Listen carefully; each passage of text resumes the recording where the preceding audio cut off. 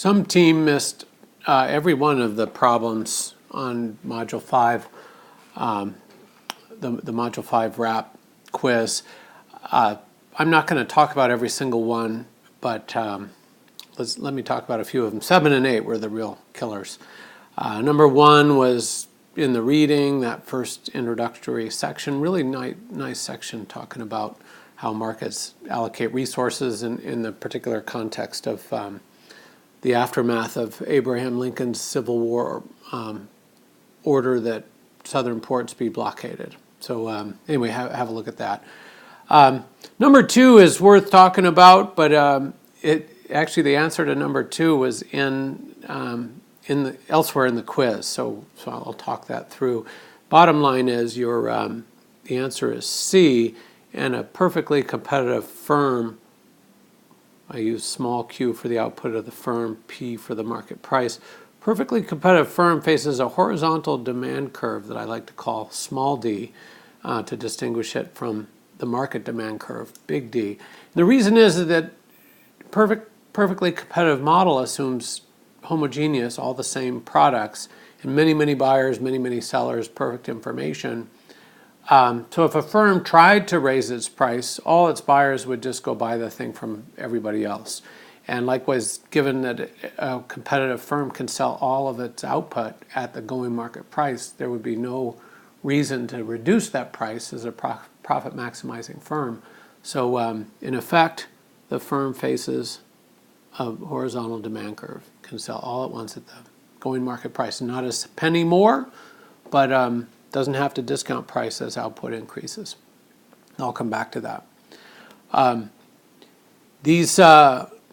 these groups of assumptions, the price taker assumption, that was a sort of a botched circle, but anyway, A is the right answer. Buyers are price takers, sellers are price takers. There are no incomplete contracts. We're going to spend a unit on what happens, what goes wrong when you have incomplete contracts, basically externalities. Well, one of the big problems is externalities. Well, actually, market events affect only market participants. The incomplete contracts is a separate issue, and we'll talk about that later in the semester. But this is just straight out of the reading again, the 3 assumptions necessary to talk about perfectly competitive firms.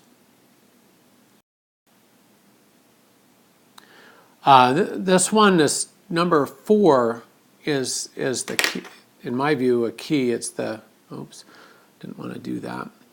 Well, we'll just deal with that with, I was trying to use my fingers to enlarge that. That's something I can do when I'm in editing mode, but not when I'm in speaking mode. All right, let's look at number 4. Suppose that the following graphs depict the short-run market equilibrium for a single landlord and for the rental markets in Forest Grove, Oregon. And you'll, I hope, recognize this as the same as the textbook framework for the perfectly competitive firm over here on the left and the perfectly competitive market on the right. Now let me, I'm going to go to here's my pointer. Oops, I'm going to move everything over here. Here's my pointer, sorry. Again, this is the firm, this is the market. Notice that the market clears where supply and demand intersect, and then that price is the price that firms take. And the highest isoprofit line, the tangency occurs at the slope of 0 at the minimum of the isoprofit function. And the highest profit that this firm can reach is the middle one here, and I can't quite read it because it's so small, but I think it says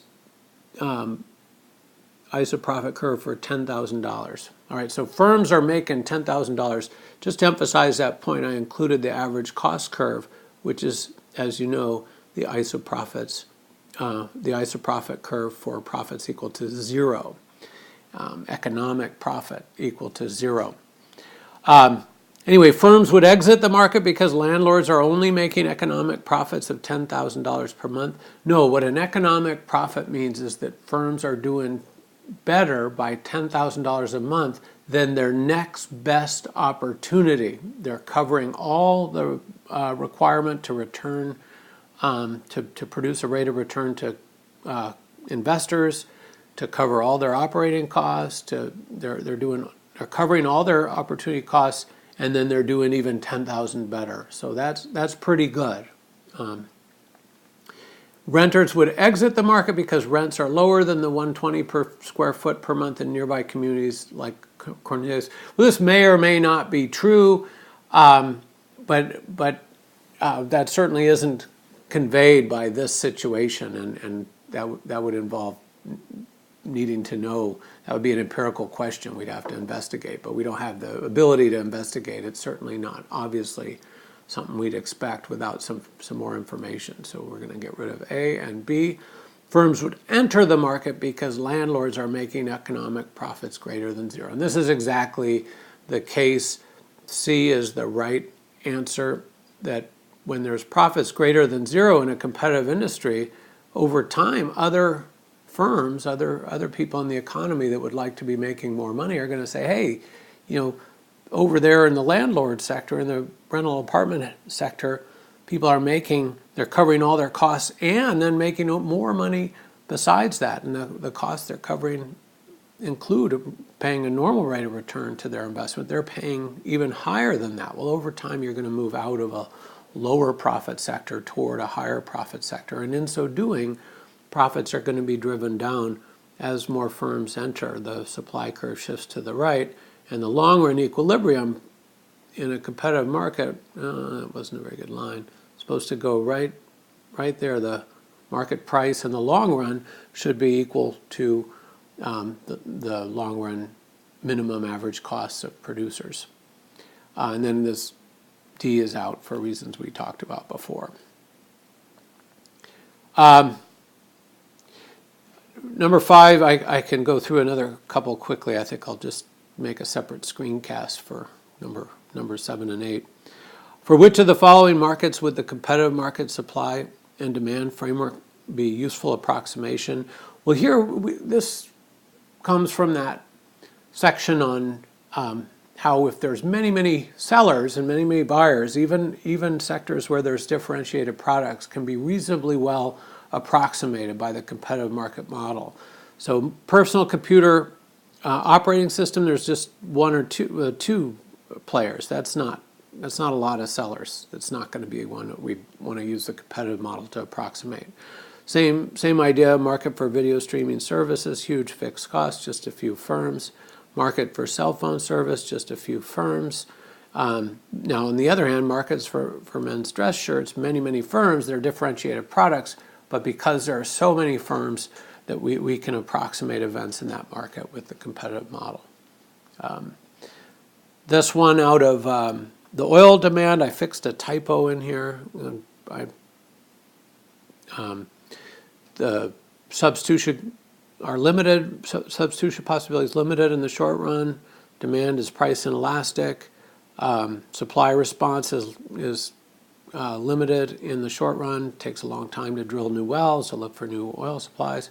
And then also the rise in oil prices between 2000 and 2008 rose in part because of increasing demand coming from India and China.